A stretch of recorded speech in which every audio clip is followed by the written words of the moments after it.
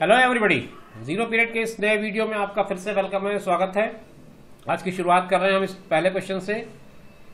A truck covers a distance of 376 kilometre at a certain speed in 8 hours. How much time would a car take at an average speed which is 18 km per hour more than that of the speed of the truck to cover a distance which is 14 km more than that traveled by the truck? Options are 5 hours, 6 hours, 7 hours and 8 hours. ये चार option है। Question बहुत clear है। एक truck है जिसकी speed 376 kilometre per our है, 376 kilometre है 8 hours में। वो 376 किलोमीटर का डिस्टेंस कवर करता है 8 hours में, मतलब 376 को अगर मैं 8 से डिवाइड कर दूंगा तो मुझे उसकी स्पीड मिल जाएगी। आगे बढ़े क्वेश्चन में, तो how much time would a car take an average speed which is 18 kilometre per hour more than that of speed of the truck. एक कार है जो 18 किलोमीटर पर आवर ज्यादा की स्पीड से चल रहा है, जो स्पीड ट्रक की है, तो वो ट्रक के कवर्ड डिस्टेंस से 14 किलोमीटर ज्यादा डिस्टेंस को ट्रेवल करने में कितना समय लेगा, ये आपको फाइंड आउट करनी है।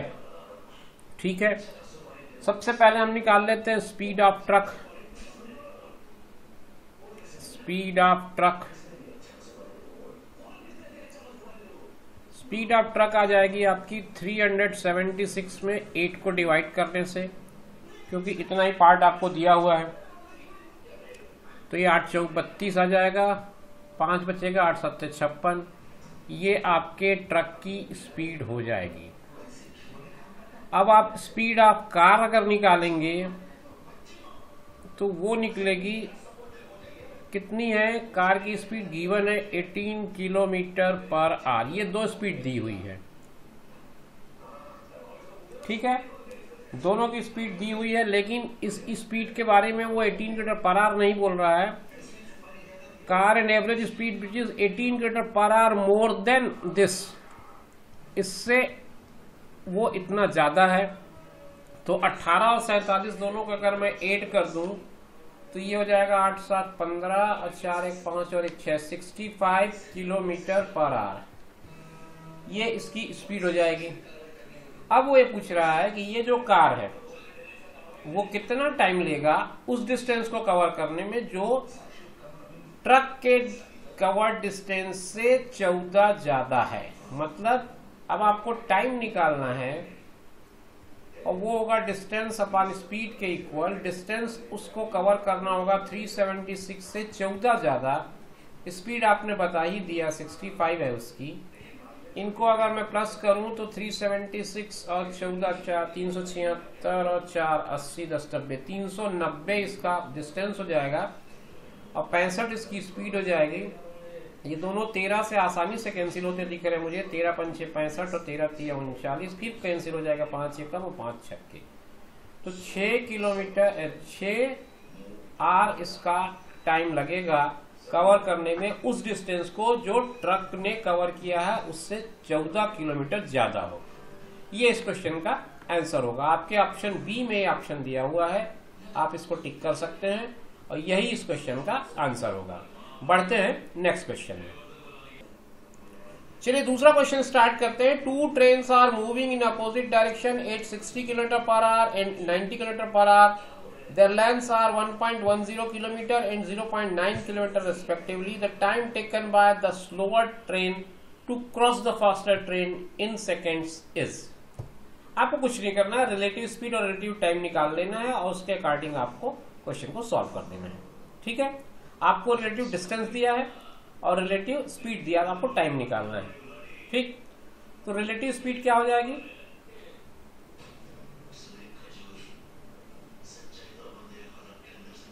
रिलेटिव स्पीड हो जाएगी इसकी 60 प्लस 90/2, तो 9 6 15 15 मतलब 150/2 यानी कि 75 किलोमीटर पर आवर इसकी रिलेटिव स्पीड हो जाएगी। अब रहती बात रिलेटिव डिस्टेंस की, तो जो लेंथ है, लेंथ ऑफ ट्रेन्स हैं वो दोनों प्लस हो जाएंगे। तो रिलेटिव डिस्टेंस जो होगी वो हो जाएगी 1.10 प्लस 0.9 यानी कि ये हो जाएगा 2.0 किलोमीटर यानी कि 2 किलोमीटर। ये दो चीजें अपने को मिल गई। अब अपने को टाइम निकालना है, कुछ नहीं करना है आपको। टाइम मतलब डिस्टेंस अपॉन स्पीड। डिस्टेंस आपके पास कितनी है, 2 है। स्पीड आपकी है 150। इसमें हमने एवरेज लेके गलती कर दिया ना, एवरेज तो लेने की जरूरत नहीं थी, रिलेटिव स्पीड तो दोनों की स्पीड का सम होगा।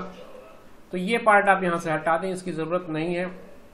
रिलेटिव स्पीड तो दोनों को मिलाकर के, क्योंकि एक दूसरे को पास कराना है, तो ये वाला जो पार्ट होगा वो हमारे लिए काम का नहीं है, तो इसको आप हटा दें। रिलेटिव स्पीड के लिए ये नहीं होगा, इसको आप हटा दें, ये गलती हुई थी। अब आपका हो जाएगा 60 प्लस 90 इक्वल टू 150। तो अब आप जब डिस्टेंस यहाँ पे पुट करेंगे तो ये 150 रहेगा,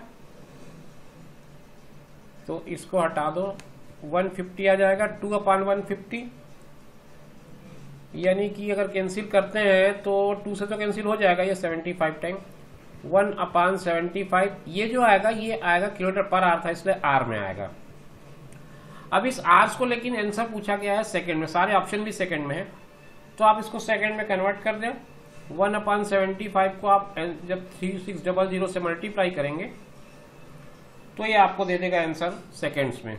तो ये कैसे करें, 15 से काट दें, 15 तिया 15 चौक 60, 15 पंचे 75 ये हो जाएगा, 15 दूनी 30 और ये 6 बचेगा, 15 चौक 60 और 5 एकम 5 चौक 20, 4 5 अट्ठे 48 सेकंड।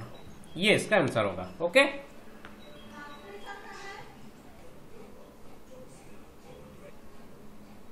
एक अच्छा क्वेश्चन है, question number 3। James father was 30 years old when he was born. His mother's age was 24 years when his sister, who is 5 years younger to him, was born. What is the difference between the ages of James' father and mother? दो अलग अलग condition दिया है। पहले मैं James की बात करूं अगर, तो जेम्स और फादर उन दोनों के बीच की बात करें तो जेम्स के फादर की एज 30 ईयर्स है जब जेम्स बॉर्न है। मतलब जेम्स की एज अगर 0 है उस समय, तब इसकी एज 30 है, तो मतलब डिफरेंस जो है वो फादर और जेम्स के एज का 30 है। अब दूसरी कंडीशन दिया उसने, his mother's age was 24 when his sister who is 5 years younger to him. मतलब ये जो डिफरेंस है वो है आपका मदर का, अगर ले जेम्स के रिकॉर्ड में तो ये 24 - 5 होगा, यानी कि 19 साल का होगा, क्योंकि ये 5 years इनके बीच का डिफरेंस है। ये जेम्स और उसकी सिस्टर इनके बीच का जो डिफरेंस है वो 5 years का है। तो ये जो 5 years का डिफरेंस है वो यहाँ पे 24 को 5 माइनस करने से मिल जाएगा हमको 19।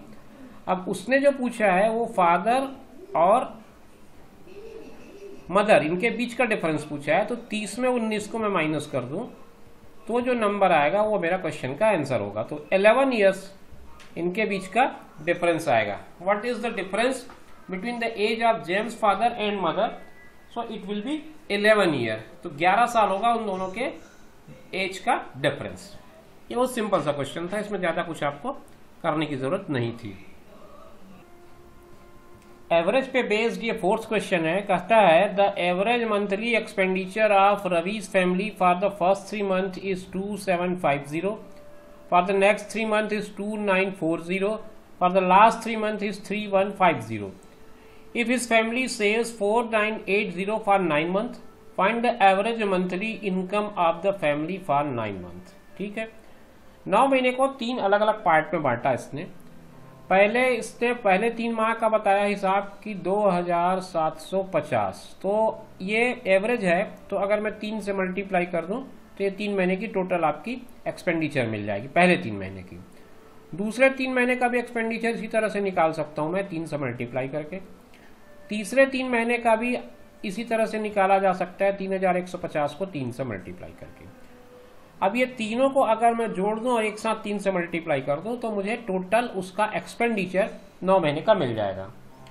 ये तीनों को जोड़ते हैं तो यहाँ पे 0 आ जाएगा, 5 5 10 4 14 का 4 आ जाएगा, हासिल यहाँ पे 1 आ जाएगा, 9 1 10 7 17 का 18 आ जाएगा, और 3 और 2 5 और 2 7 और 1 8, 8840 आएगा। इसको आप सीधे 3 से मल्टीप्लाई कर दें।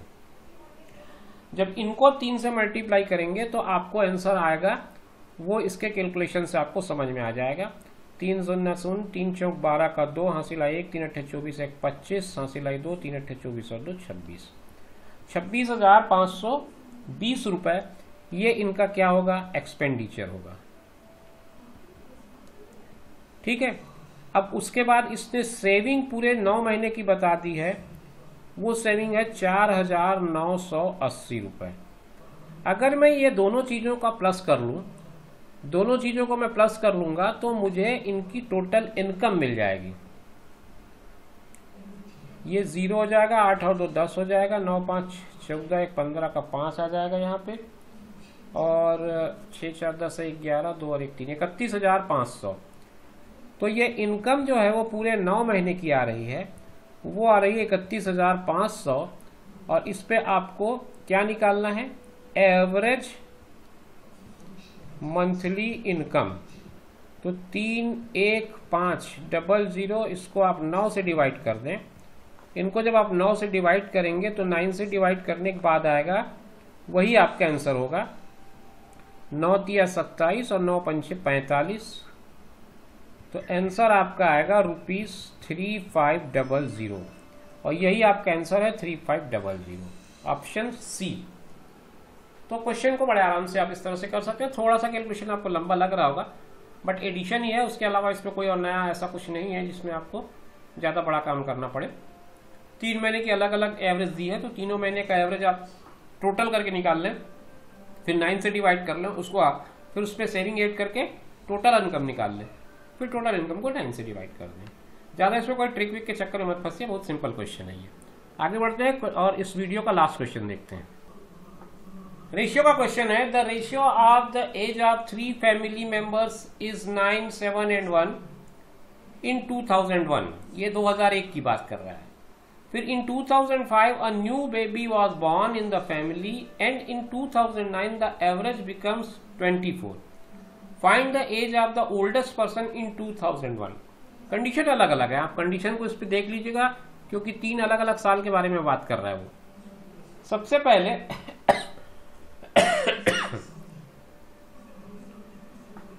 ये बात कर रहा है 2009 की बात करें, अगर 2009 में एवरेज वो बता रहा है 24, तो 2009 में आपके फैमिली में मेंबर कितने हो जा रहे हैं?